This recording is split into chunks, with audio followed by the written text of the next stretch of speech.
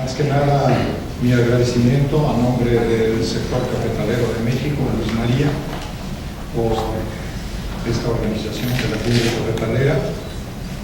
Me consta que ha sido un esfuerzo muy importante que ha hecho Luzma en conjuntar al sector, no solo de México, sino tener presencia internacional y que pueda nutrir a todos en la cadena de valor de las experiencias no solo en México, sino también en otras latitudes. También el agradecimiento al gobierno del estado de Veracruz por su hospitalidad, por supuesto al Sistema Producto Café Nacional por coadyuvar en nuestros esfuerzos, pero lo más importante, ustedes, productores, comercializadores, exportadores, industria, representantes de organizaciones, distinguidos visitantes de otros países, muchísimas gracias por acudir a este evento. A mis amigos panelistas les doy la más cordial bienvenida desde Brasil, desde Londres, desde Colombia, también Brasil aquí de este lado, y nos falta Costa Rica, que en cualquier instante estará con nosotros. Muchísimas gracias por acudir y compartir sus experiencias con México. Les explico brevemente la mecánica. Voy a proponer 5 grandes temas que me parece que son del interés de todos ustedes, son del interés de México, son del interés de todos los países, sobre todo productores de café, y será una charla informal donde me permitiré darle la palabra sobre cada tema a cada uno de los panelistas. Me daré también la oportunidad quizá de interrumpirlos, hacer un par de preguntas y al final de estos 5 grandes temas abrir un espacio para que cada uno de ustedes o los que así lo deseen puedan hacer alguna pregunta que entre todo el panel trataremos de contestar. El primer gran tema que quisiera poner sobre la mesa y se deriva básicamente de la presentación que vimos el día de hoy en la mañana del doctor Carlos Brando, es el tema de la sostenibilidad. Creo que podemos coincidir en 2 asuntos básicos. Primero, todos coincidimos que la sostenibilidad es un término importante, sobre todo para todos nosotros, los países productores de café. Y número 2, creo que podemos coincidir en la definición de lo que es sostenibilidad. Es una definición internacional que señala que la sostenibilidad es satisfacer nuestras necesidades actuales sin comprometer los recursos de futuras generaciones. El enfoque tradicional o que conocemos todos de la sostenibilidad es la responsabilidad social, la responsabilidad ambiental y la responsabilidad económica. Mi pregunta a los panelistas es: ¿este es el enfoque correcto? Millones de dólares pagan hoy consumidores en el mundo por certificaciones, sellos. Esto resuelve los temas más sentidos de los productores, que son educación, salubridad, en fin, N temas en el sector productor.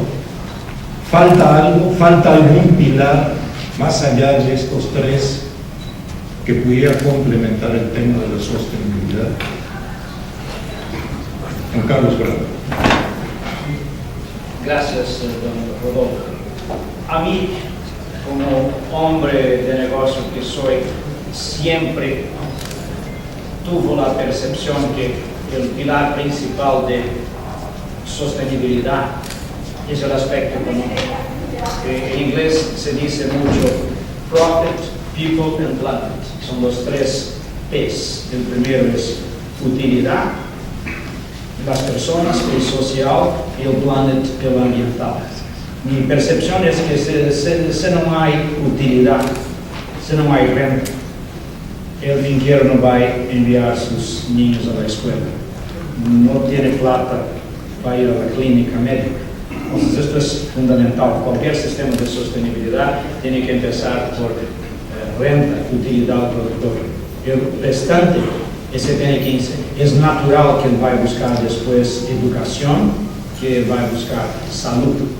A questão do ambiente é pouquinho mais complicada, porque o ambiente, enquanto que a saúde e o social é benefício direto para quem tem a utilidade, o ambiental é pouco mais complexo, porque beneficia a todos. E se você não o faz, você se perjudica, mas perjudica a los outros também. Então, é onde eu creio que se tem que haver mais de efeito coletivo. Isto me leva a dizer que, muito importante, se queremos ser sustentáveis, qual seria o papel o rol das certificadoras e do governo? Mi sugerencia sería que las certificadoras del gobierno tienen que crear lo que se llama el business case. En cada país se tiene que hacer una calculación simple y enseñar al productor que por ser sostenible él va a ganar más. En un primer momento va a ganar más por un premio de precio, quizás va a ganar más por acceso al mercado, que no tiene si no es sostenible, pero a largo plazo, el hecho que es sostenible, que tiene más utilidad, es la verdadera ganancia. Yo creo que tenemos que ver el productor es un hombre de negocio, y esta es la visión de negocio. El otro es una recompensa. Edilson, ¿qué piensa usted? ¿O qué están haciendo en el Brasil? Eu entendo que tudo começa com uma história dos nossos pais, nossa família. Se buscar a definição da sustentabilidade hoje, nós temos uma obrigação por estar vivos, deixar um mundo melhor para quem venha depois da gente. Isso seria mais ou menos o que está dito ali. Faça e deixe um mundo melhor para o outro que vem na frente. Só que, no sentido da palavra, vocês, a sustentabilidade, sustentabilidade, como vocês falam aqui, ela passa, como diz o Branco, pelo lado econômico, que o produtor tem que ganhar para poder produzir melhor. Quando fala em ambiente e separa o ambiente social, o ambiente da natureza, o ambiente de trabalho, é todo esse ambiente que tem que ser trabalhado, ambiente, de uma forma ambiental, de se falar uma coisa mais ampla, de melhorar os ambientes em que nós vivemos. Isso é uma obrigação de cada um. Tornar sustentável aquilo que eu faço é tornar os ambientes onde eu trabalho melhores, seja um trabalho em qualquer lugar. Não se trata de criar dogmas, de criar obrigações, criar formas de controle. Quando no Brasil nós trabalhamos com a questão da sustentabilidade, da apropriação de valor para o produtor, nós estamos cuidando de que o produtor melhore o seu processo de intervenção no ambiente, melhore a sua produção, melhore a sua condição de trabalho, melhore a sua condição de empregabilidade, melhore a sua condição social, e tudo isso está de acordo com o ganho que ele vai ter. Muitos prometem na certificação prêmios para os produtores, prêmios maiores, e que diz Brandon na palestra, para todos, quando estiverem no mesmo patamar, não tem mais prêmio. Então, o ganho não está no prêmio para o produtor. Eu entendo que o ganho está na melhoria do processo em que ele intervém no ambiente. Melhoria significa que, entendendo melhor os processos, educando o produtor, ele vai ter uma lucratividade intrínseca dentro do processo muito maior do que ele tem hoje.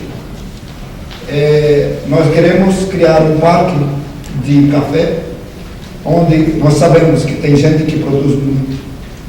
Nós temos 90% que produz muito pouco e que não tem sustentabilidade na vida.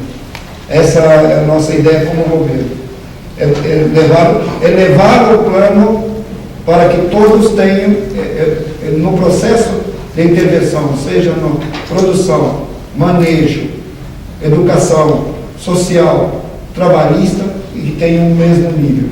Depois se preocupa com prêmios. Esse é o... Pareciera entonces que Carlos Brando tiene razón. Nos falta dotar a los productores de capacidad de gestión para poder lograr sostenibilidad. ¿Qué ha hecho Colombia en esta materia?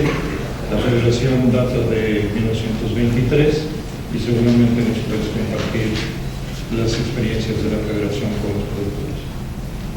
Las experiencias en Colombia han sido muchísimas en cuanto a ser amables con el medio ambiente.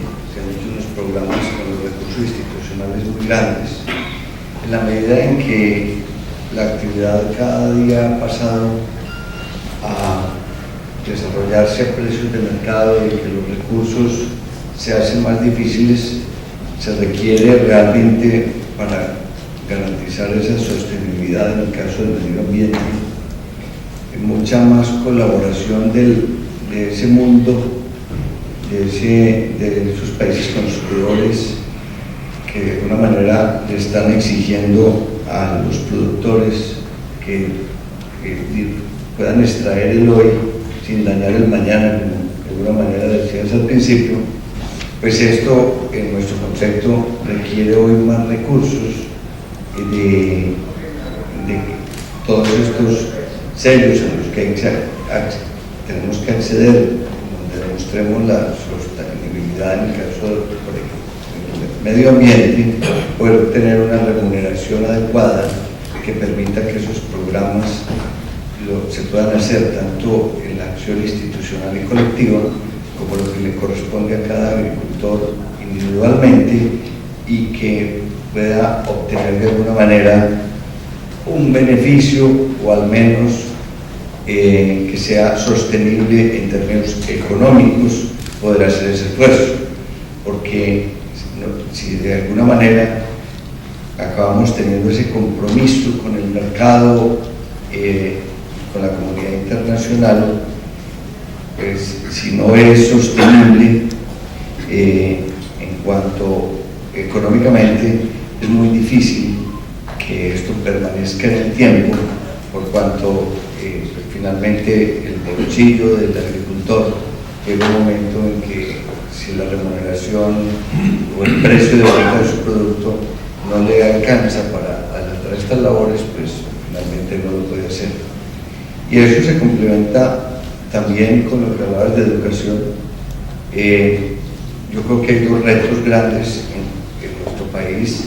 Por un lado, poder brindar el bienestar adecuado a las poblaciones que durante décadas se han ocupado del cultivo del café, que hay un tema de bienestar social y sostenibilidad de las familias cafeteras, como también de lograr el relevo generacional para mantener la actividad en el tiempo y buscar mecanismos que nos permitan que esos agricultores puedan tener una vejez tranquila.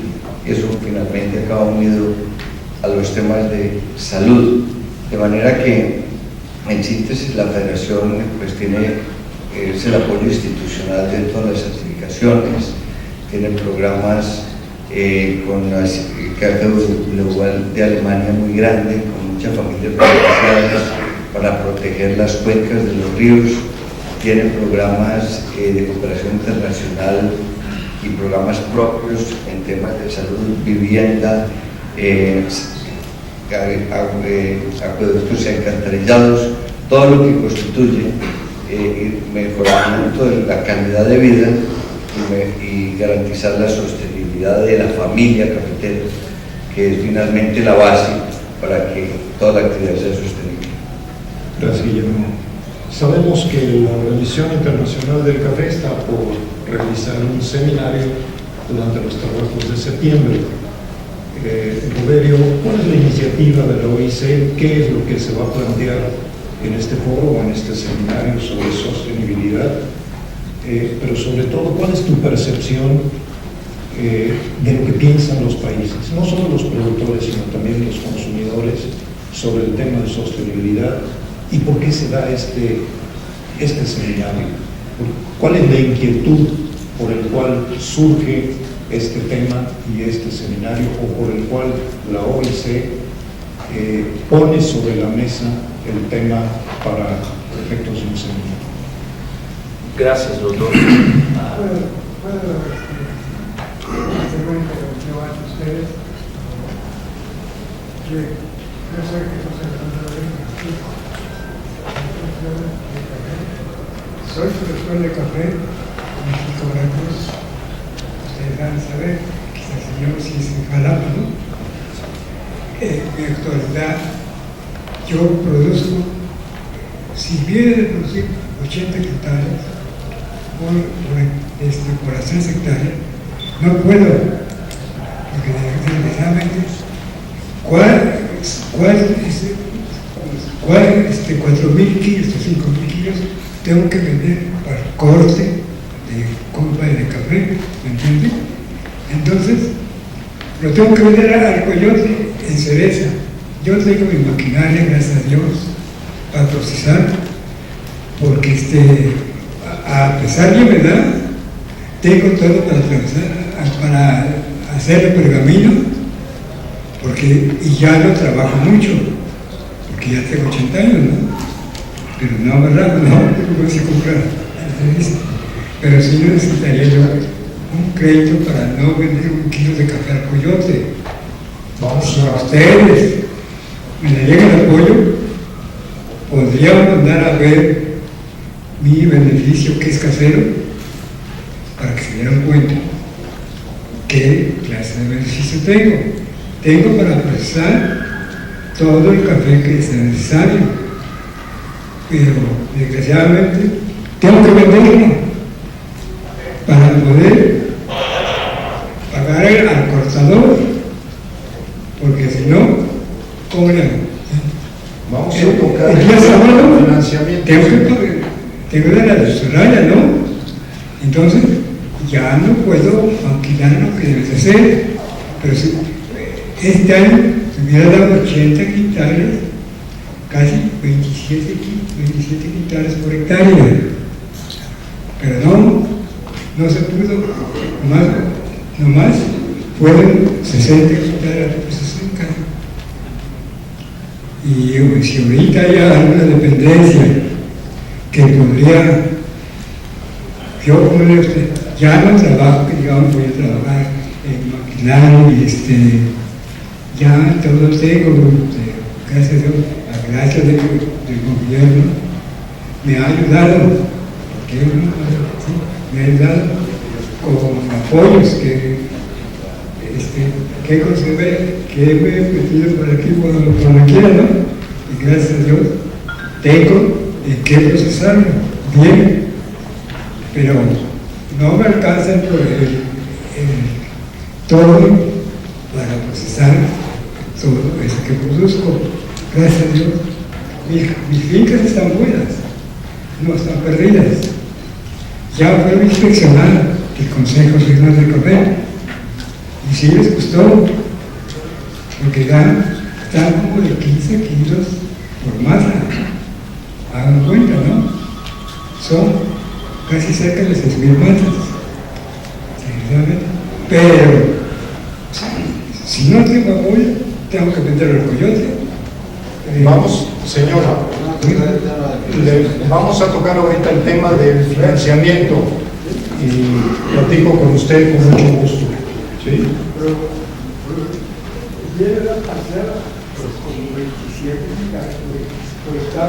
Muy bien. Señor director de la OIC, perdón. Nosotros vamos a volver a este tema, porque el coordinador, el señor Rodolfo, va a traer de vuelta la cuestión de financiación. Por favor, quería apenas... Muy bien. Con mucho gusto, con mucho gusto. Gracias. Estábamos hablando de un seminario sobre certificación que la Organización Internacional del Café va a hacer en Londres, va a celebrar en Londres el 25 de septiembre para discutir la situación de los productores, porque toda la gente pide a los productores para hacer la certificación. Entonces hay que saber los beneficios de esta certificación vis-a-vis los precios que los productores pagan por esto. Entonces hay un interés muy grande por parte de los países consumidores y por parte de los países productores en saber los costos y beneficios de esta certificación. Creo que este es el gran tema y nosotros podemos volver después a la cuestión de la financiación. Gracias, doctor. Gracias. Don Mario, sobre sostenibilidad. Bueno, como les estaba comentando ahora durante la conferencia, sí es claro, teóricamente, la sostenibilidad tiene grandes pilares desde el punto de vista social, económico y ambiental. Y es claro una interacción entre cada uno para poder llamar a población de temas de sostenibilidad. En el tanto, cada una de las partes se vea beneficiada de esos tres pilares. Yo creo que sobre esa línea es en donde todos ganan en términos generales, ¿verdad? Si hay un desarrollo e incentivos que promuevan alguna de esos pilares, evidentemente van a trascender a los otros. Me preocupa un poco que todos hablan del país productor, que la sostenibilidad es una responsabilidad nada más de los productores. Esto que me gustaría decir, porque me gustó mucho el punto de Guillermo, porque cuando estamos hablando de utilidad es un problema del productor, el social es del productor.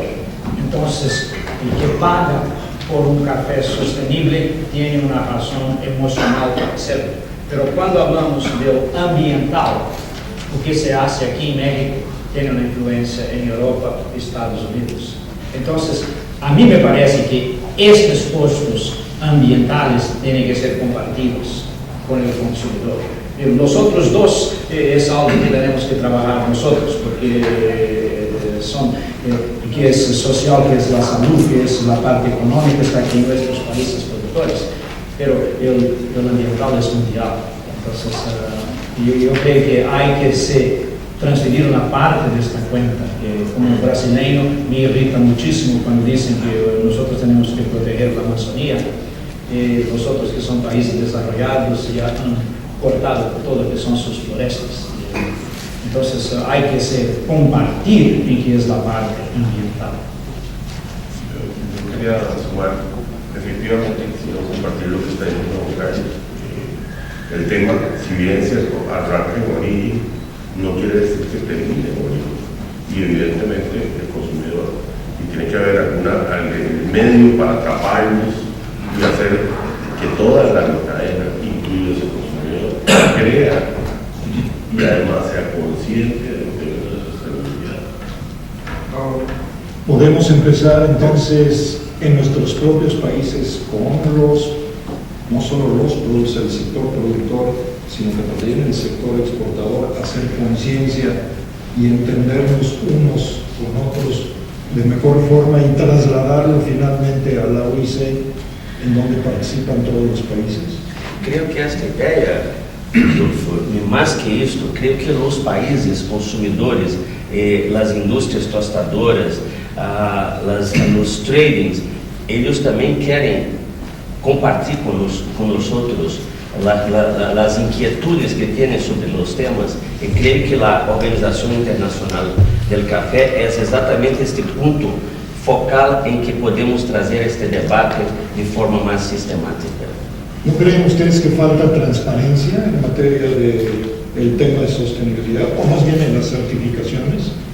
Eu entendo, assim, sob o ponto de vista do governo brasileiro, que essa discussão financeira, se quem paga ou sustentabilidade de um lado ou do outro, para o produtor, pode ser produtor mexicano ou brasileiro, muitos já chegaram na fazenda, vamos nos certificar, vamos melhorar, eu te pago um prêmio. Eu creio que a iniciativa de sustentabilidade, ela tem que melhorar pelo produtor, pela iniciativa do governo apoiando o produtor. Não pode passar por um lado econômico, porque hoje alguém paga mais um prêmio, se o mercado muda o diferencial, ele não paga mais. E uma das coisas que mais se questiona no Brasil eu fiz as minhas melhorias e hoje não estou pagando o prêmio que eu quero. Isso tem muito no Brasil também. Então, a verdade é que se basearmos a questão da sustentabilidade em valores de prêmio financeiro, econômico, isso é muito pobre, porque o produtor quer isso a longo prazo. Uma das coisas que nós enxergamos é que, se nós conseguirmos colocar todos os produtores dentro de um patamar único de produção, nós estamos promovendo uma inclusão de mercado pela sustentabilidade. Não estamos prometendo que ele vai ganhar mais ou menos dinheiro. Se o mercado todo estiver comprando mercado sustentável, e se todos estão, nós estamos incluindo cada produtor na sustentabilidade. Se alguém quiser ganhar um prêmio maior, por uma qualidade maior, que receba, mas que todos tenham condições de uma produção integrada. Nós não podemos misturar. No Brasil, quem trata da certificação brasileira, só a Embrapa está cuidando, cada empresa paga o seu prêmio e estimula o produtor. Hoje nós temos no Brasil o maior número de produções certificadas do mundo, estimulados pelos compradores, estimulados pelos exportadores, estimulados pelas cooperativas, por iniciativas também de prêmio. O papel do governo é apoiar o produtor a melhorar a produção de produção. Hoje nós aprovamos no Banco Central um financiamento exclusivo para que o produtor melhore o seu processo produtivo e que consiga chegar nesse patamar. Esse é o apoio. Una última intervención antes de pasar a... Sí, refiriendo a lo que él ha dicho, la sostenibilidad, como decía Carlos, salud, educación, trabajo, pues es responsabilidad del precio remunerativo de la política social de cada gobierno. Pero en esta que finalmente determina las certificaciones internacionales, deben ser lo suficientemente remunerativas para que el productor pueda hacerlas. Y el Estado en cada país debe también influir muchísimo en contribuir a garantizar el cumplimiento y la ejecución de los programas, porque seguramente lo que hoy es un premio en las certificaciones que se paga en precio, en el mercado internacional, pues puede llegar a ser en algunos años un requisito para poder exportar.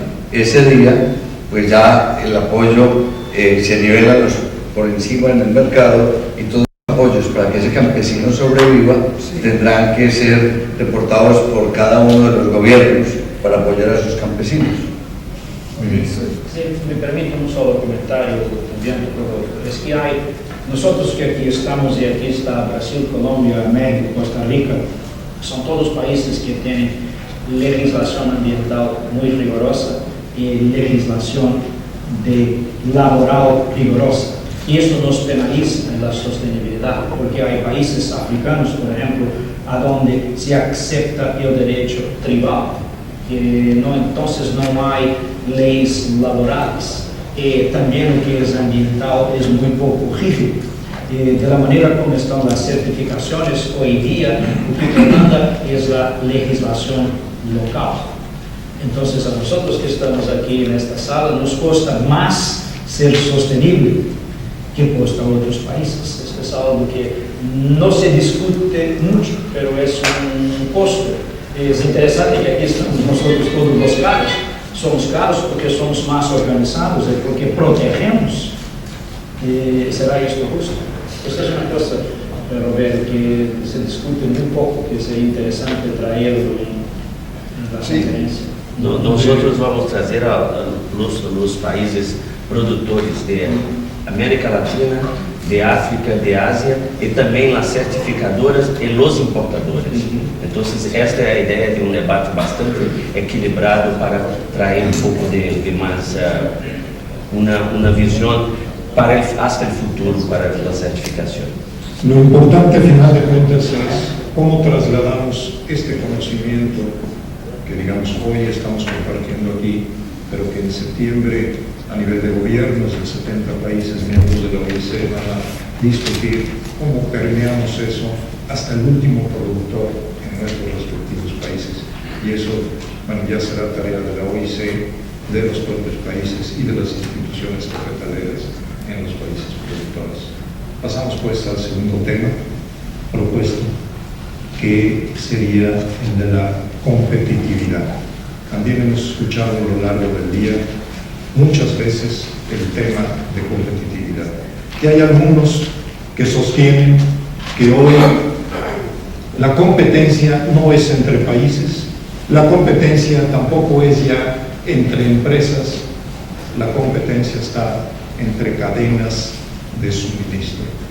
¿Qué tan cierto es eso? ¿Qué tan importante es tener cadena de suministro para mejorar la competitividad? Y en la práctica, ¿cómo podemos hacer en nuestros países de la región? Quizá Brasil pueda ser una excepción, por lo que escuchamos hoy en la mañana, pero en estos países de la región, ¿cómo podemos mejorar la competitividad como sector? ¿Cómo de forma muy práctica, muy sencilla, pudiéramos abordar este tema? Cualquiera de ustedes. Yo creo que hay en todos nuestros países, Brasil no es excepción, nosotros nos enfocamos mucho en que está dentro de la finca, y a veces los problemas están fuera de la finca. A veces es la eficiencia de la cadena, es el costo de los insumos, son impuestos, la organización, que muchas veces el productor tiene conocimiento de qué hacer, pero está además de su control hacerlo.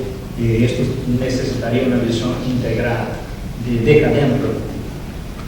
Entonces es importante vernos como cadena productiva, no nos podemos ver como eslabones aislados, aquí los productores, allá los exportadores, los tostadores pues, por otro lado.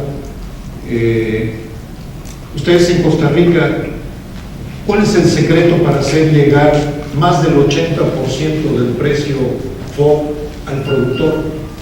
¿Qué hicieron? Una ley de la República, que lo que hace es garantizar que cada uno de los componentes tengan que de alguna manera tengan vida, porque lo que hace es que cada uno tenga que convivir con el eje comercial del sector cafetalero. El productor pues, vende su café en beneficio, por ley el beneficio tiene que retribuirle dependiendo de cómo vende su café en el exterior y cómo el exportador también vende ese café en el exterior. Entonces, el sistema lo que va desarrollando es un incremental en ese precio y al final de esa cosecha lo que hace es garantizar que cada uno gane lo que le corresponde ganar.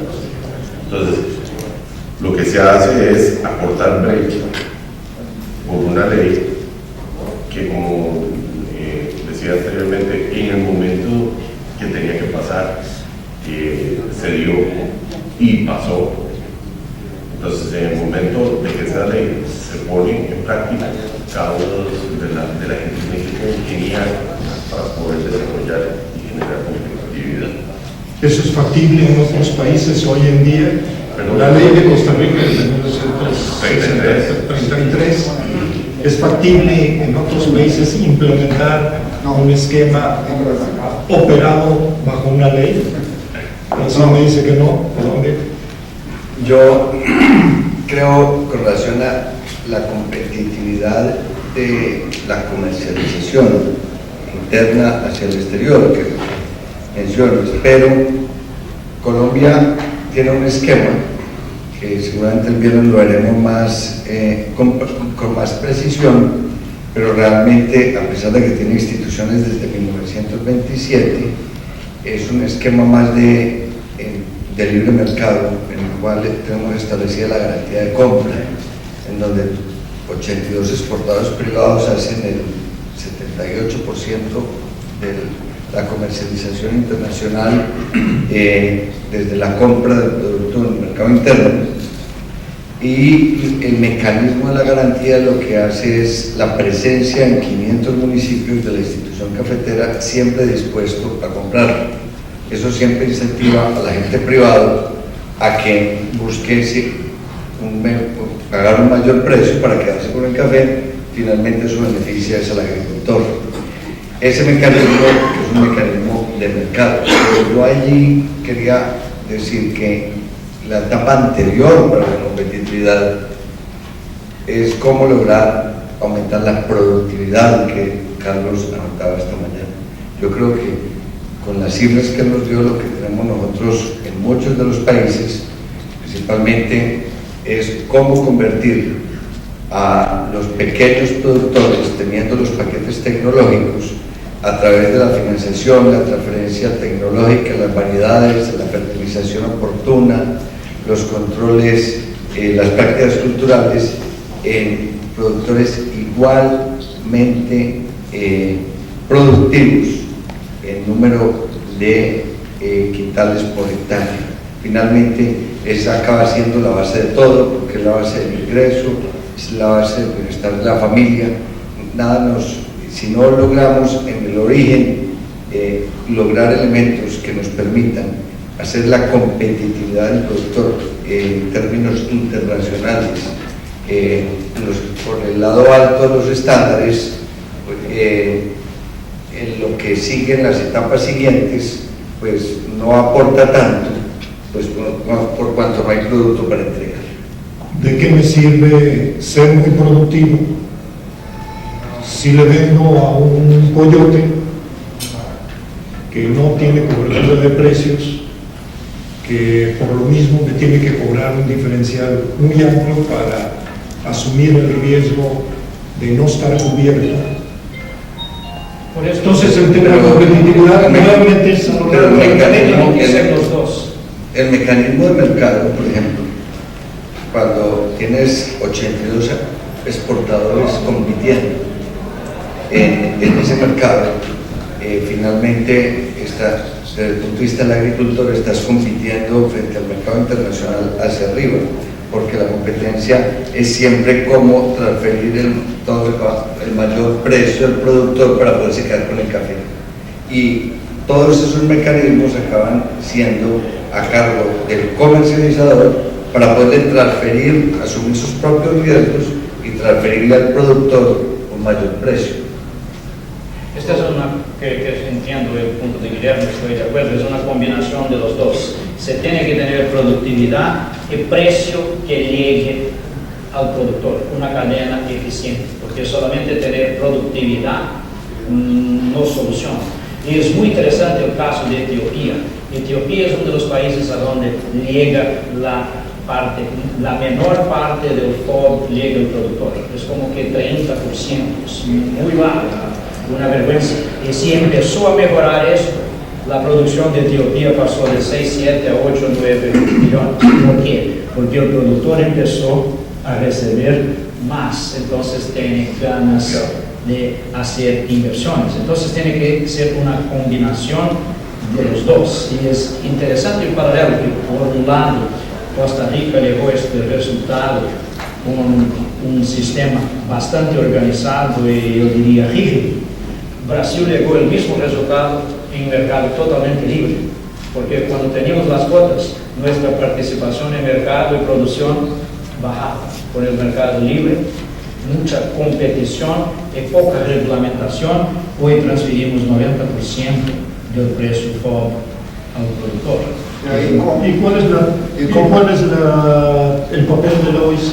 El papel de la OIC, Rodolfo, en esta situación es, en primer lugar, de trazer un diálogo entre las partes, entre la industria, los trading, los productores, y crear el ambiente propicio en términos de informaciones que hoy se preguntó, para que nosotros tengamos siempre la información precisa en el momento que el productor más necesita. No caminho que o Carlos está falando com relação à participação do produtor brasileiro na exportação, seria 90%. Nosso plano estratégico, buscando incluir mais gente na competitividade e melhorar a produção brasileira. O caminho não está nessa parte do mercado, porque nós já estamos com o produtor está ganhando 90% do preço. O que ele tem que ganhar é na produtividade. Ele tem que subir a produtividade. Hoje, a produtividade média do produtor brasileiro está em 21 sacos por hectare. 30 quintales por 30 quintales. E se ele chegar a 26, 27 sacos, 40 quintales. 40 quintales por hectare, eles vão chegar na mesma participação que o mercado vai querer em 2020 a 150, 160 milhões de consumo. Então, não tem que aumentar nenhum pedaço de terra a mais, só aumentar aquilo que, no espaço que ele produz, ele ganhar mais.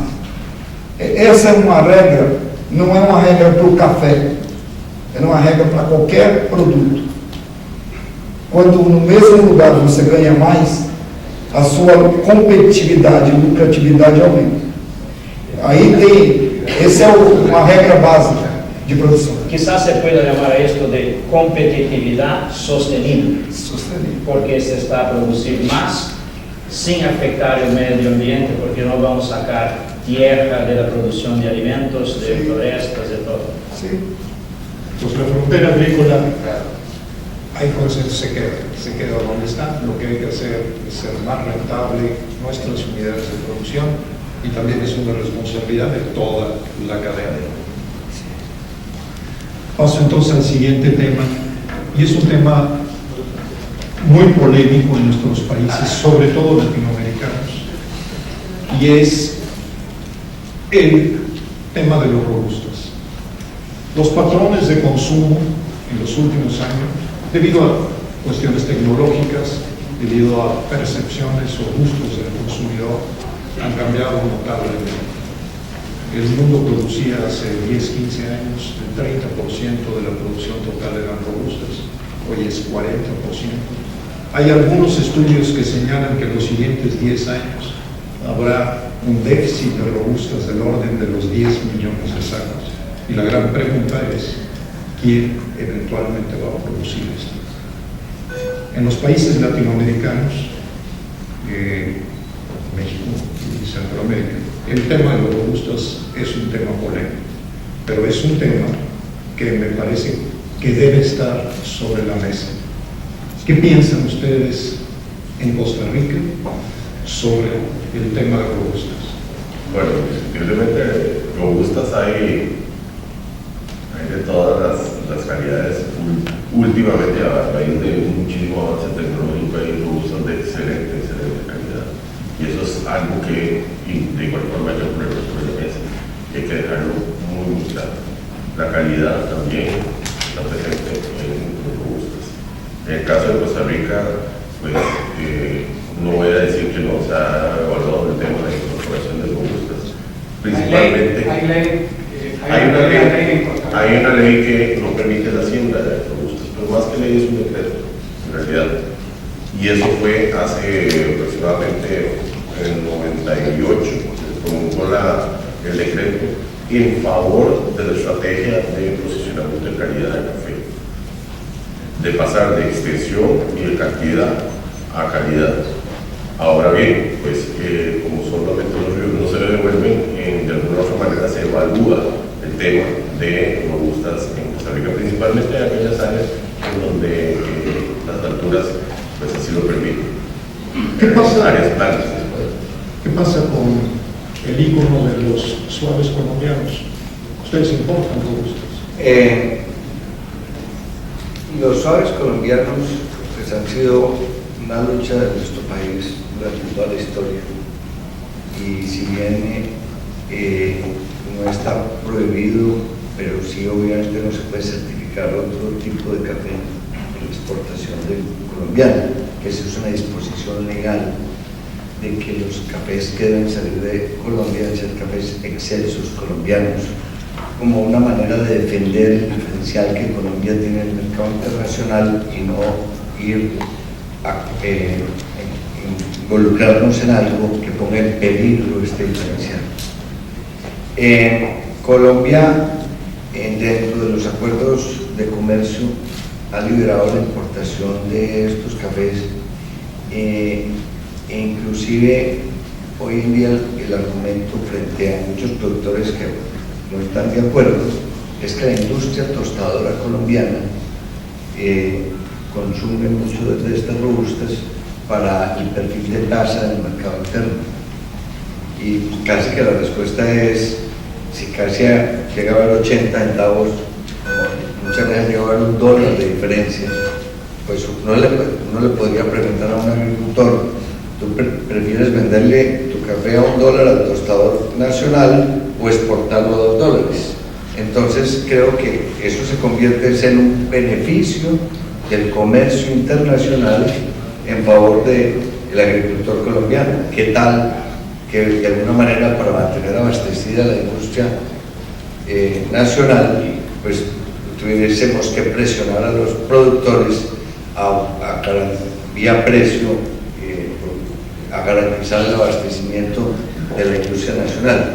Entonces nosotros lo vemos como un fenómeno de la apertura económica del país, del intercambio con el mundo y de la forma de abastecer una industria. También hay un procesamiento de café que de parte de la industria, café que inmediatamente se exporta, o sea, simplemente es un proceso de transformación en la industria colombiana. Pero sin duda ese es un debate que desde el punto de vista del cultivo está sobre el tapete en nuestro país también. Pareciera que el robusta está estigmatizado negativamente. No falta información, falta información que se divulgue entre los productores. ¿Sí? Yo termino ahí con lo que estás diciendo en la siguiente forma. No es fácil en una caficultura como la colombiana, en donde el 99% de los productores son de menos de 10 hectáreas, poderle de ladera, trabajado la mayoría por los productores, plantear con los mismos recursos de tierra y mano de obra, que son los dos recursos fundamentales, producir un café que en la báscula va a valer 30 o 40% menos de lo que se produce. Claro. Esta información, eso podría ser una tarea de la organización internacional, divulgar qué es el robusta, cuál es el mercado robusta, cuáles son los secretos del robusta. Sin duda, Rodolfo. Nosotros creemos que hay definitivamente una mudanza de parámetros en términos del consumo de robusta debido al incremento de precios. Hay también una cuestión de que el robusta es un motor de una cierta manera del crecimiento del mercado interno y de la industria del soluble. Entonces, nosotros estamos procesando estas informaciones y estamos intentando ponerlas de una forma ordenada, porque, como usted sabe muy bien, nuestra membresía es de productores de arábica y de robusta. Yo ahora acabo de llegar, por ejemplo, de África, donde ha hecho una visita a Costa de Marfil, y nosotros tenemos mucha necesidad de información más sistemática sobre esta cuestión. Un punto que yo no mencioné esta mañana, pero que es importante tener sobre la mesa, es que los robustas tienen el doble de sólidos solubles que los arábicos. Y esta es la razón por qué se los prefiere en el café soluble.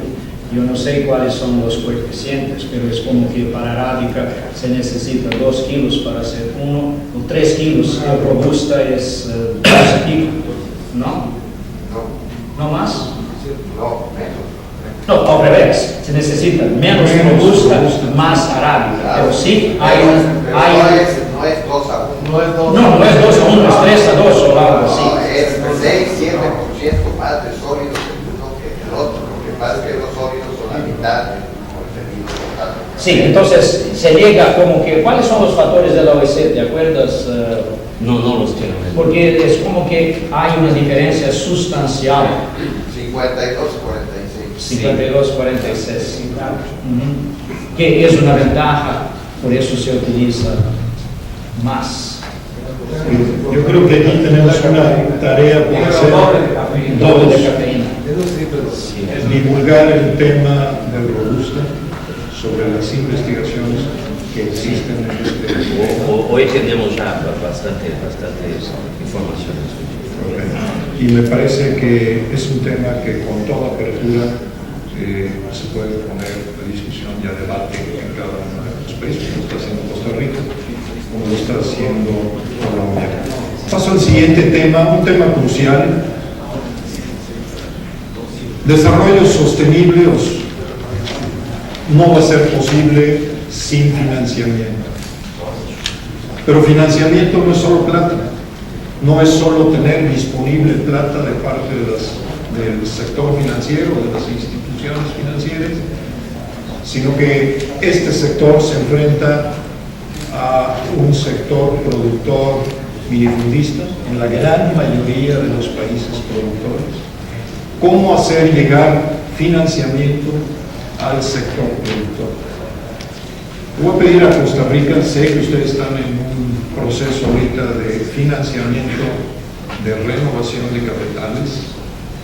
¿Qué hacen ustedes para llegar a ese pequeño productor, sobre todo en términos de cómo construimos o cómo reconstruimos un andamiaje de confianza entre un sector productor y un sector financiero? ¿Qué tenemos que hacer en otros países? ¿Cómo en la práctica podemos llevar financiamiento al pequeño productor de café? Bueno, en el caso de Costa Rica, y creo que volvemos a la cómo poder hacer, cómo poder llegar a generar esa confianza. Es una gran interrogante.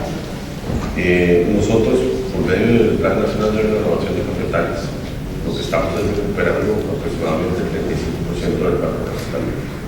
El parque, ese 35% del parque que estaba en condiciones, digamos, no importantes de productividad, y queremos, pues, evidentemente recuperar eso. por medio del instituto, que es el órgano rector, hemos estado abordando todo la información y canalización y posicionamiento de los beneficios de renovaciones cafetales, que va muy relacionado al tema que se estaba discutiendo, el tema de productividad. Entonces, ahí hay un enlace en favor de esa línea. El cómo se financia, pues evidentemente responde a una labor en donde el gobierno también es participante. Y pues algunos tipos de beneficios, principalmente generando un fideicomiso, que ese fideicomiso lo que hace es suavizar la tasa de interés del producto. Entonces, no es subsidio, digámoslo, llamémoslo como colaboración, ayuda, digamos, para poder generar esas productividades que son fundamento incluso de las comunidades. Muy breve, Wilson, ¿cuál es tu experiencia en materia de financiamiento? Sé que eres un experto en eso. Eu sou, Funcafé trabalha só com financiamento da produção brasileira. Quando a gente, no Brasil, nós falamos que nós temos aplicado, emprestado para a produção, cerca de $1.000 milhões por ano, e nós achamos, alguns países acham muito esse valor. No sistema financeiro brasileiro, como o produtor de café é um bom cliente, esse número sobe para $3.000 milhões em empréstimos diretos ao produtor, para que ele possa custear a lavoura, para ele possa estocar a mercadoria, que ele possa vender, guardar, estocar. Então, o Brasil trabalha com números bastante expressivos de apoio ao cafeicultor, à cafeicultura, porque entende que a cafeicultura é um grande negócio para o Brasil. Uma outra coisa é que nós estamos fazendo o apoio para que o produtor que não é ele estar certificado, a certificação vem depois, é que ele melhore as condições de trabalho, de manejo, se o investimento que ele vai fazer ali, nós já tem um sistema, uma linha de investimento para o produtor, com um projeto, buscar a mínima sustentabilidade. É um projeto de financiamento, é pequeno ainda, ele vai crescer ao longo do tempo, mas demonstra um apoio direto do governo brasileiro a essa busca de um mínimo de sustentabilidade. La OIC, en el último convenio de 2007, los miembros negociaron la constitución de un foro de financiamiento. ¿Por qué no nos explicas qué hace este foro? ¿Qué se discute ahí? ¿Cuál es la practicidad? ¿Cómo podemos hacer llegar ideas desde el ámbito de la OIC a nuestros productores y nuestros países? Nosotros tuvimos dos reuniones del foro de financiación del sector cafetero. En la primera se discutió mucho más la cuestión de gerenciamiento de riesgos. Después tuvimos sobre las instituciones del sector cafetero. Y creo que la definición más precisa de la financiación es que cada país necesita de hacer un esfuerzo muy grande en términos de su propio potencial de financiación. Hay un otro tema sobre el tercer foro que nosotros pretendemos proponer, que es la participación del Banco Mundial y de la AFC en la financiación del sector cafetero. Muy bien. Colombia, ustedes tienen un fondo muy importante. Nosotros tenemos muchos mecanismos de financiamiento y hemos logrado en la última década recuperar la credibilidad de la banca comercial. La verdad es que en la crisis del 91-2000 hubo un programa que se llamó el PRAN, de refinanciación a la agricultura nacional y concretamente al sector cafetero, que en el corto plazo genera mucha alegría, pero en el mediano y largo plazo es mortal, por cuanto la banca pues tiene el legítimo derecho de tomar sus decisiones y nos ahuyentó mucho a los banqueros del sector. En la década pasada nos dedicamos a ese esfuerzo y de volver a recuperar la credibilidad de los bancos y pasamos, prácticamente triplicamos la financiación del sector cafetero. Hoy tenemos cerca de 550 millones de dólares sobre una cosecha que vale 2.300 millones de dólares, que digamos el nivel de endeudamiento.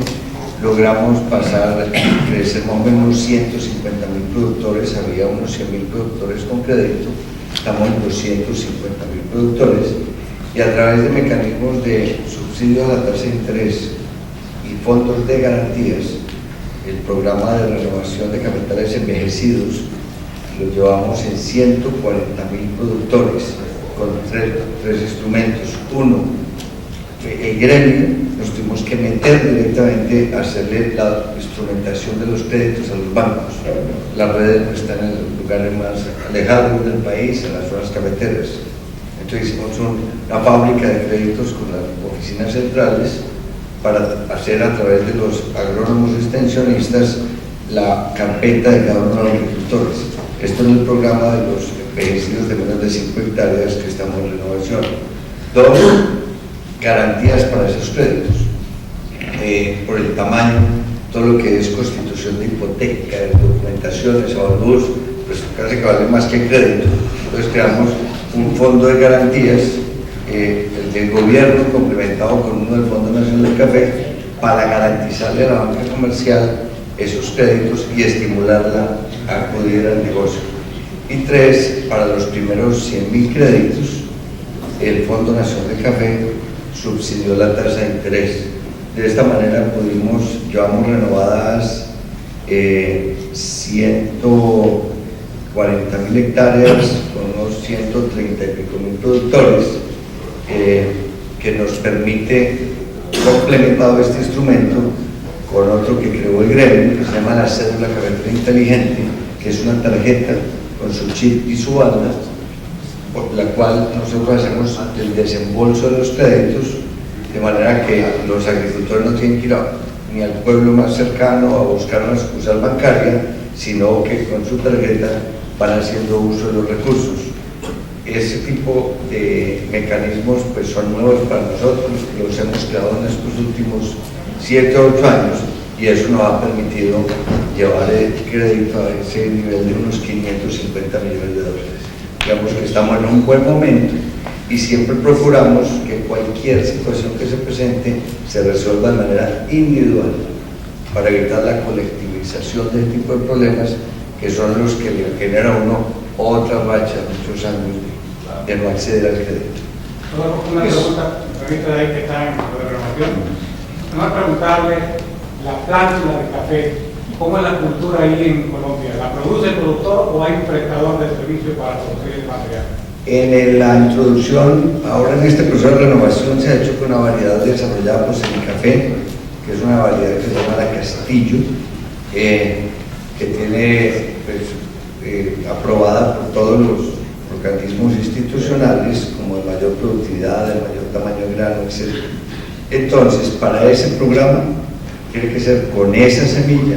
La semilla la certifican a través de los comités departamentales, se promueven semilleros en diferentes formas, en una finca líder, comunitarios, pero nuestros agrónomos tienen que vigilar que ese sea el que germinó, el que se trasladó a la bolsa y el que se le entregó al productor, para no correr ningún riesgo de que la variedad no sea la acertada, pues problemas que uno acaba revisando los 3 o 4 años.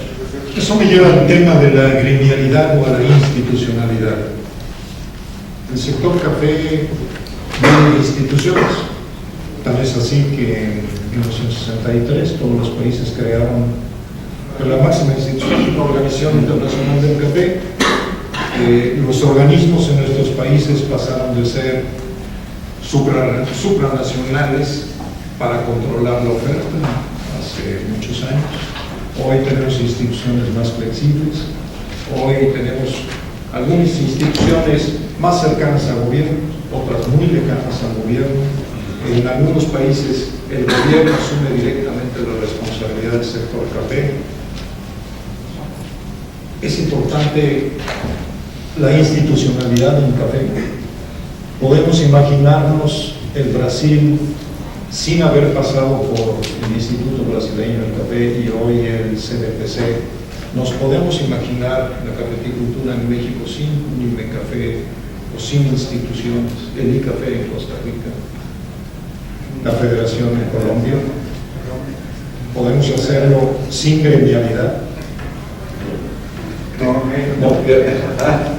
Pues yo pienso que en la caficultura de gran formato, que ese es un tema que muchas veces se presenta en la discusión de la gremialidad, pues tiene desde luego más mecanismos de defensa, más empresarial, pero cuando uno tiene, como el caso colombiano, 550.000 productores, de los cuales hay 395.000 cedulados y solo 6.000 de más de 10 hectáreas, definitivamente lo que denominamos la lógica de la acción colectiva, que se expresa a través de la institucionalidad participativa y democrática como la nuestra.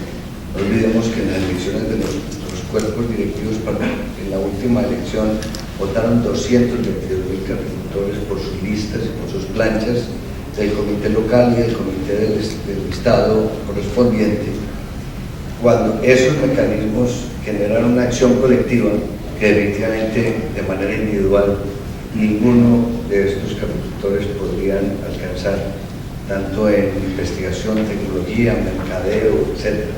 De manera que, sin ser la gremialidad de los 60 por donde usted arrancó, de alguna manera por algunos de los críticos señalada como paternalista, y sin embargo, a pesar de todos los cambios que ha habido en las corrientes del libre mercado, abandonar caficultores tan pequeños a la desinstitucionalización sería socialmente un riesgo político y económico que yo creo que un país como el nuestro no estaría dispuesto a correr.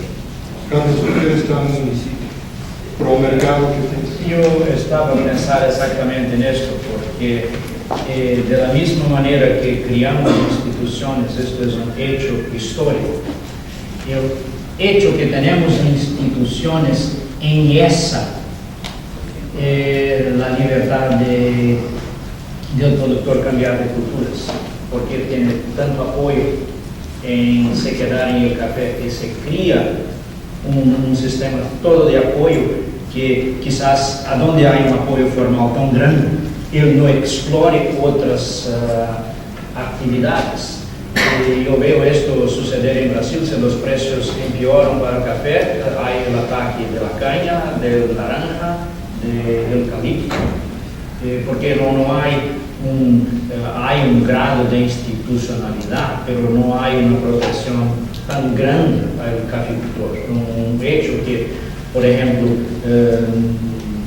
regresando al financiamiento, en Brasil hay mucho financiamiento que no es específico de café.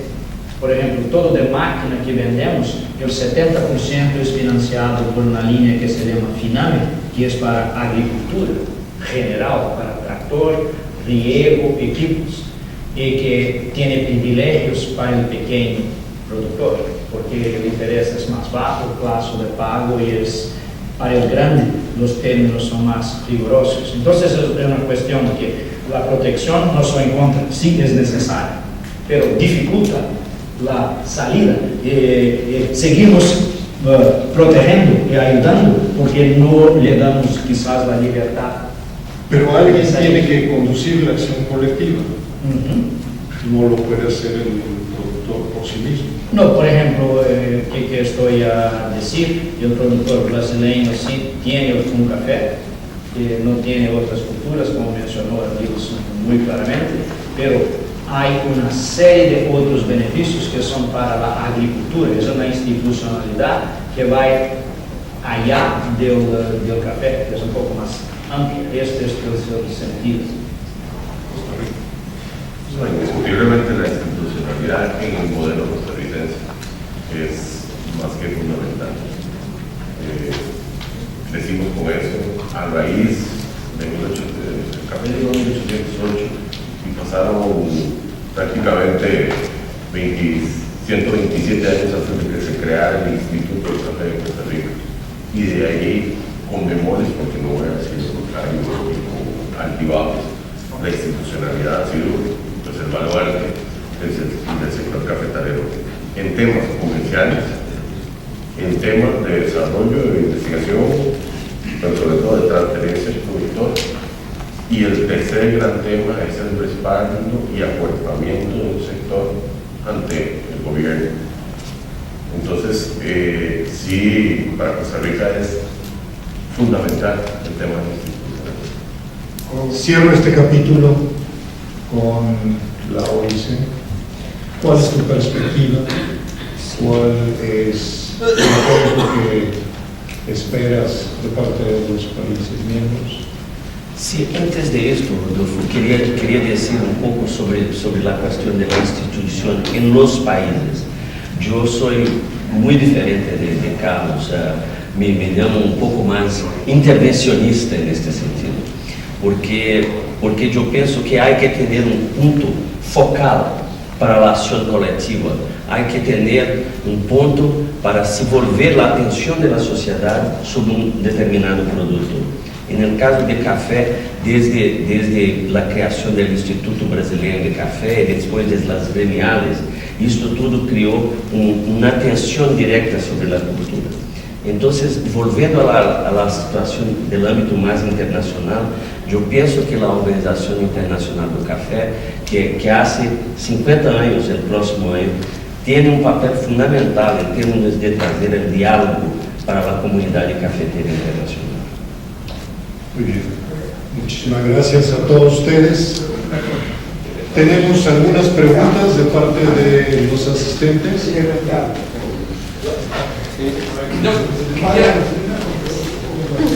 Quisiera saber cuál es la posición de la OIC hacia el café transgénico. A ver, si quieres dar las preguntas en batería. Bueno, nosotros es muy importante esta participación, este foro. Sería muy difícil ir a una reunión de OIC o a lo que era antes, o lo que fue algo parecido a la acción del país. Entonces, como no hay presupuesto para estar los siguientes días, pues agradezco, ¿no?, a todos los que hicieron posible este evento. Esta mesa es tendencias de consumo de México y Latinoamérica. Quise intervenir en cada uno de los bloquecitos, ¿no?, pero se juntó y eso ayudó a que pudiera tener una idea más amplia. Creo que mi participación va más hacia lo que es el sector cafetero mexicano, aprovechando los comentarios de algunos de ustedes. Las tendencias, desde mi punto de vista, se construyen, se manipulan y o se controlan, y con ello es muy difícil que sean justas y transparentes. Sobre la sostenibilidad, al menos aquí en México, pesan más los intereses, la ganancia económica y la voracidad, que la cultura, la biodiversidad y el beneficio social. Hemos escuchado el contraste que hay entre las opiniones de Costa Rica y de Brasil, en el caso al menos del expuesto por Brando. Los jóvenes, veo difícil que primero se les meta café con sucedáneo de leche con fórmula láctea, sobrecito contaminante y una idea de lujo o estatus, y después, ya que probaron, exijan sustentabilidad social y cultural. Esa libertad al capital, ese retiro de los estados nacionales, como en el caso mexicano, ha resultado muy dañino. No hay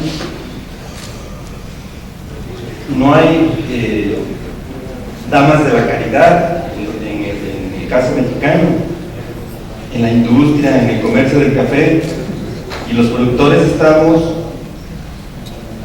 estamos inducidamente dispersos, y por lo tanto creemos que hace mucha falta el accionar en México por parte del Estado, y todos los involucrados tenemos que hacer una lucha, un trabajo, un esfuerzo por transparentar y hacer justas todas las operaciones en cada uno de los puntos de la cadena. Hablar de competencia entre grandes desigualdades es muy difícil, muy difícil. Hay mucha disparidad y, como dije, intereses.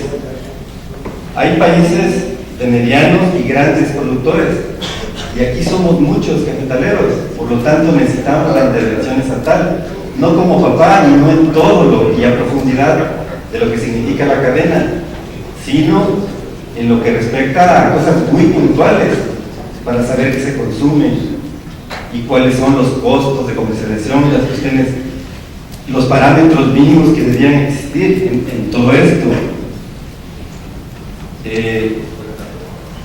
Debe de intervenir entonces como mediador en los puntos en donde es necesario, principalmente en la cuestión de la calidad y en la cuestión comercial, porque obviamente no vamos a llegar a todo el mundo, todos los más de 500,000 productores mexicanos. Financiamiento y comercio sano solo puede llegar en condiciones de seguridad en todos los puntos, y lamentablemente en nuestro país es muy difícil hablar de eso, con todo respeto para quienes han hecho un esfuerzo en las administraciones federales recientes.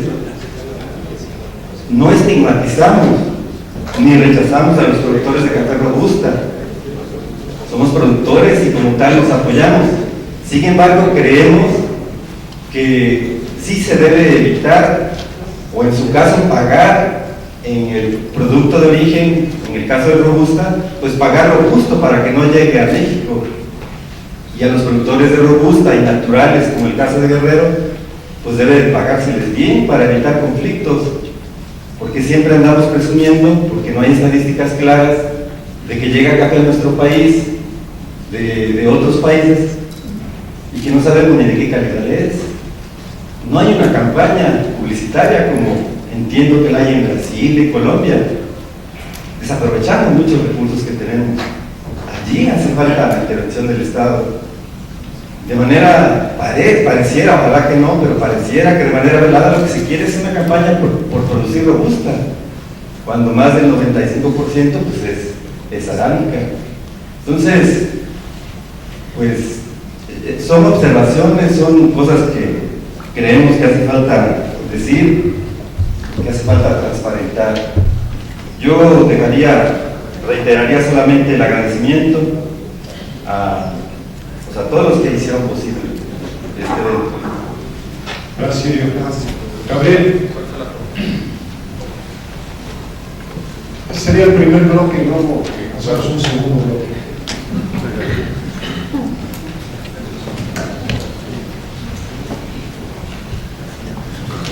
Bueno, yo nada más de algo tan importante que es la conservación del medio ambiente.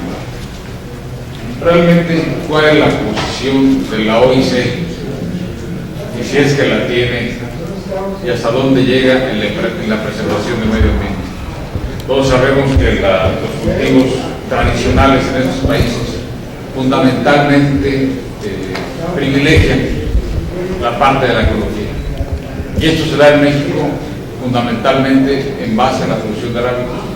Y hablo de lo particular a lo general. Mi pregunta es: ¿cuál es una posición central y fuerte de la OIC ante la conservación ambiental?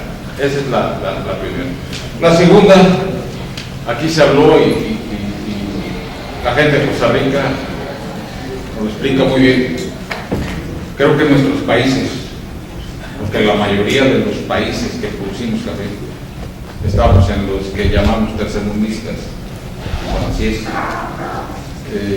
cómo realmente la institucionalidad debe prevalecer. No puede ser algo tan liberal Y la institucionalidad implica compromiso de la industria, compromiso del comercializador, del beneficiador y compromiso del productor. Si estos temas son importantes porque al final tienen un carácter de impacto y de responsabilidad social, si la OIC los está considerando de manera importante. Gracias.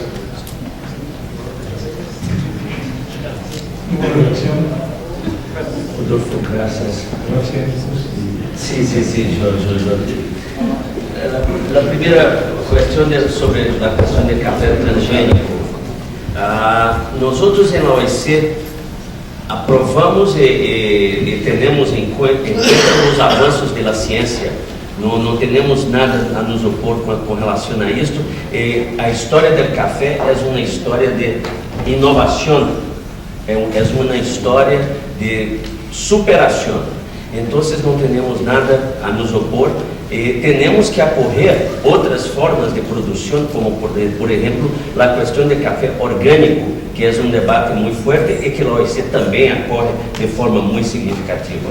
Então, apoiamos todos os desenvolvimentos da ciência. Em segundo lugar, vou falar sobre a questão do meio ambiente que me ha sido perguntado. A OIC sigue com muita atenção a questão da conservação ambiental. É um debate que vamos tentar começar agora em setembro sobre a certificação de café, sobre os efeitos positivos, os aspectos positivos e negativos também que existem da certificação de café, e vamos chamar cientistas também para discutir sobre isso. Sobre a institucionalização, eu já dei meu ponto de vista sobre a institucionalidade. Em los países, creio que é extremamente importante para ser um ponto focal de las políticas e da atenção da sociedade. E mais que isso, desde o ponto de vista da Organização Internacional do Café, creio que cria uma atenção também volvida para a área de café no mundo, e isso é muito importante. E finalmente, creio que a outra questão se refere-se a México e uma outra discussão que o senhor abordou sobre a questão de institucionalidade interna nessa relação. Graças. Eu queria falar sobre a questão da institucionalização.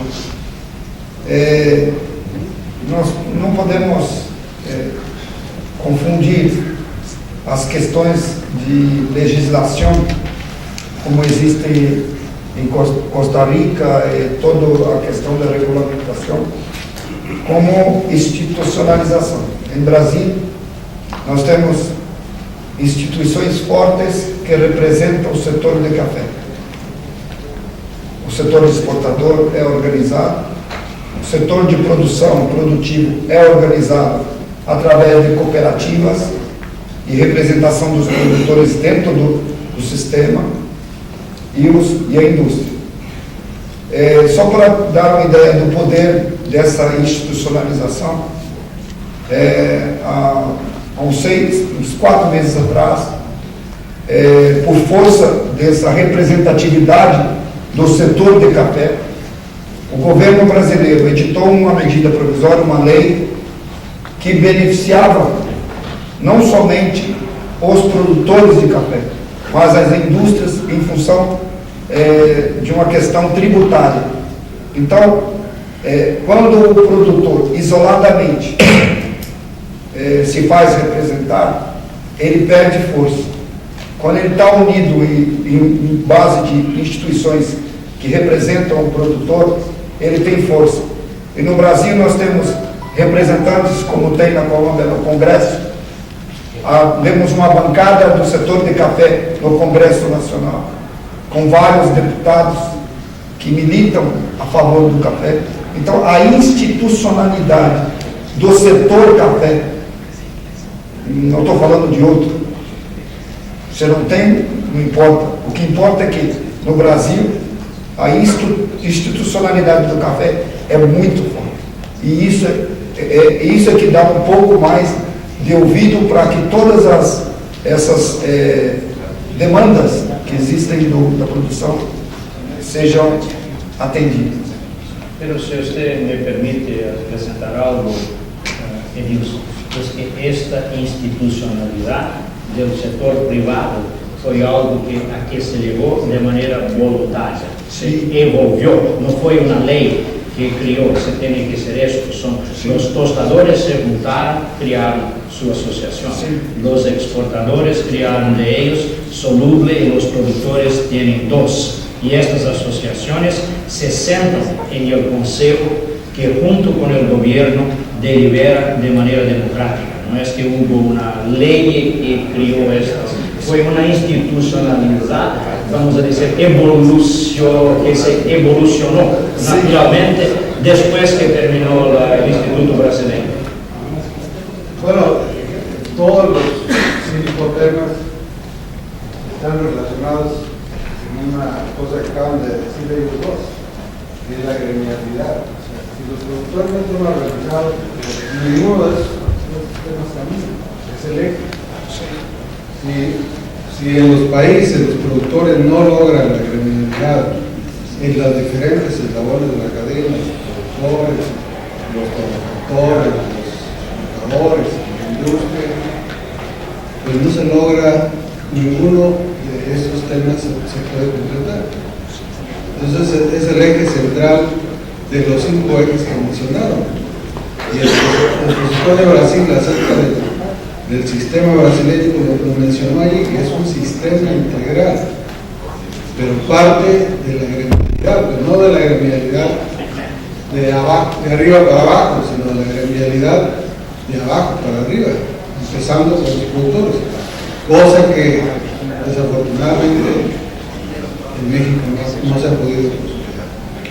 Hay quienes sostienen que los países más exitosos en el café son aquellos que tienen instituciones más consistentes a lo largo de la historia. Debo confesar que yo soy de los que opinan eso. Y contestando un poco a la pregunta de Sirio, el asunto de los robustas, el asunto de la transparencia, el asunto de las importaciones, al final del camino convergen en el tema de una institución fuerte. En la medida que tengamos una institución fuerte en la que todos puedan participar, que sea democrática, que sea plural, podemos ventilar y podemos hacer muchas cosas con todos esos temas que me parece que justamente estás planteando, Ciro, y sin duda son asignaturas pendientes en México y es una tarea que no se terminará nunca, seguir fortaleciendo la institución en todos nuestros países. ¿Alguna otra pregunta? Sí. Bueno, yo Fernando, y luego el señor. Mi opinión es que no es complicado ponerse de acuerdo que es lo sostenible, ¿no? O sea, el productor lo que requiere es certidumbre. Y yo creo que ahora hay mucha incertidumbre por la cuestión del clima y cómo funcionan las bolsas, ¿no? Supuestamente el objetivo de la bolsa era dar certidumbre y ahora es el mayor factor de incertidumbre. Entonces me preocupa este análisis de que habla de que en 2020, así lo entendí, es un consumo de 160 millones de sacos. Si ya tenemos 148 para esta cosecha, según el USDA, serían 12, ¿no? Es un consumo bajo. Yo entiendo que el aumento de la producción de Brasil lo va a cubrir.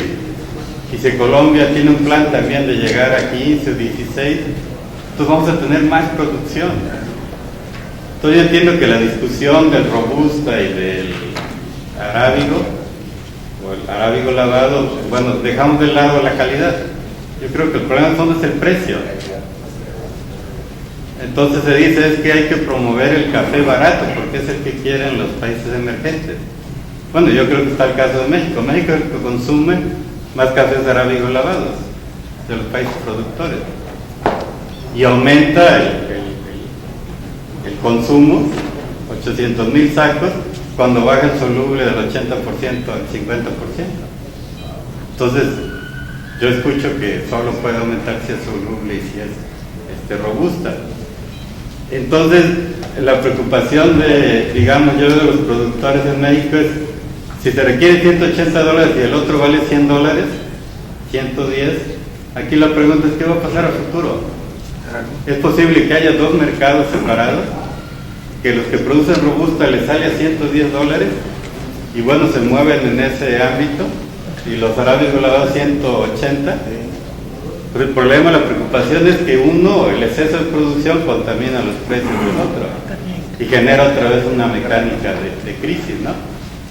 Entonces yo cuando escucho esto del libre mercado, y ya sabemos lo que está pasando, ¿no? En los países desarrollados, una serie de políticas han generado crisis, ¿no? Entonces no se requiere regresar al intervencionismo estatal, pero debe haber ciertas regulaciones, ¿no? Por ejemplo, si los países que producen arábigo glavo dicen, a ver, nos vamos a poner de acuerdo en ciertos precios fijos, por decirlo, y homogeneizamos la calidad y hay quien lo compre, ¿por qué vamos a estar discutiendo, peleando con los robustas, no? ¿Sí me explico? Y digo que todavía es posible pensar, Roberto, es una pregunta a futuro, que puede haber dos mercados separados y a uno les conviene tal precio, a otro les conviene a tal precio. Entonces habría que trabajar en función de eso, porque si no, esta discusión no tiene salida, ¿no? O sea, el aumento de la producción va a bajar los precios y no es rentable en nuestro país producir arábigos lavados, ¿no? ¿Alguna reacción a lo que dice Fernando? Sí, Fernando, yo tengo una reacción que es la siguiente. Nosotros tenemos hoy un mercado en Nueva York y un mercado en Londres, un refletiendo el arábica y el otro el robusta. Y hay un arbitraje que de una cierta manera traduce lo que se pasa en los dos mercados y también trae un ajuste que, si estamos hablando de libre mercado, el ajuste ya estamos sintiendo un poco en términos de la situación de robustos.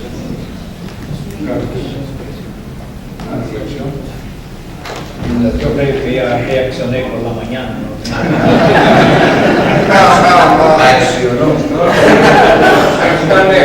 Unas últimas dos preguntas para... Bueno, como tengo el micrófono, ¿existe algún país que tenga una mayor superficie de café producida bajo sombra que México? India.